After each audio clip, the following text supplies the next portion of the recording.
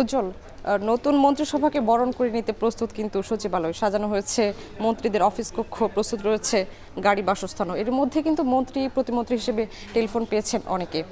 আমরা এই বিষয়ে জানতে সচিবালয় থেকে যুক্ত হচ্ছেন আসিফ ইকবাল খান। আসিফ, জানাবেন মন্ত্রিসভায় যোগ দিতে এখন পর্যন্ত কে কে ডাক পেয়েছেন, আর নতুন মন্ত্রীদের জন্য কি প্রস্তুতি নিয়েছে মন্ত্রিপরিষদ বিভাগ, আর শপথ অনুষ্ঠানের পর নতুন মন্ত্রীদের কি কি কর্মসূচি রয়েছে? সচিবালয় কিন্তু এই নতুন মন্ত্রিপরিষদের সদস্যদের বরণ করে নিতে কিন্তু সম্পূর্ণ প্রস্তুত।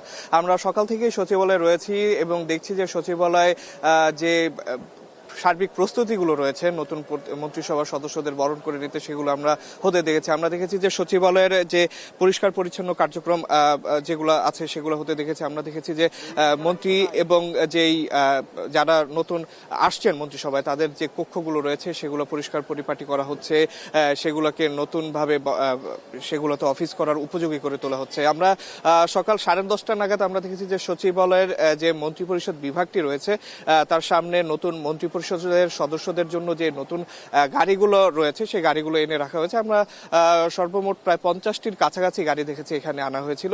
সেই গাড়িগুলো যদিও ইতিমধ্যেই কিন্তু যে গন্তব্যটি রয়েছে গাড়িগুলোর, অর্থাৎ সংসদ ভবনের উদ্দেশ্যে রওনা হয়েছে।